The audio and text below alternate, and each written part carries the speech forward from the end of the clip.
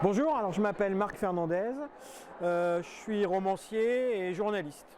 Alors j'ai un ouvrage qui sort là juste maintenant, qui s'appelle Tapas Nocturne, qui est en fait le 4e bouquin d'une trilogie. Ça paraît bizarre de le dire comme ça. En fait j'ai une trilogie et j'ai fait un dernier volume, on va dire, avec les mêmes personnages.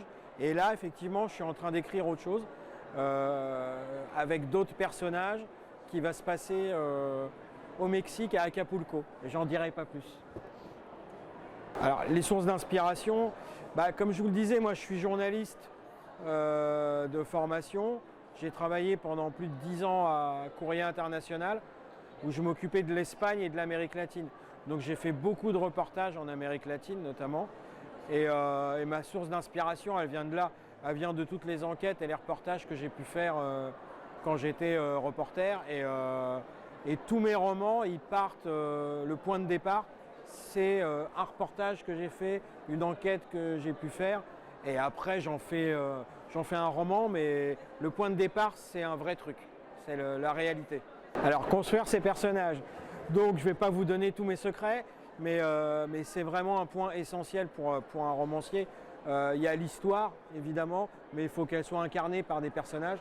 Alors moi, j'ai peut-être une particularité par rapport à mes collègues, c'est que très souvent, et notamment dans mes 4 derniers bouquins, puisque c'est les mêmes personnages qui reviennent, ils sont inspirés par des gens que j'ai pu rencontrer, en reportage notamment. J'ai un personnage...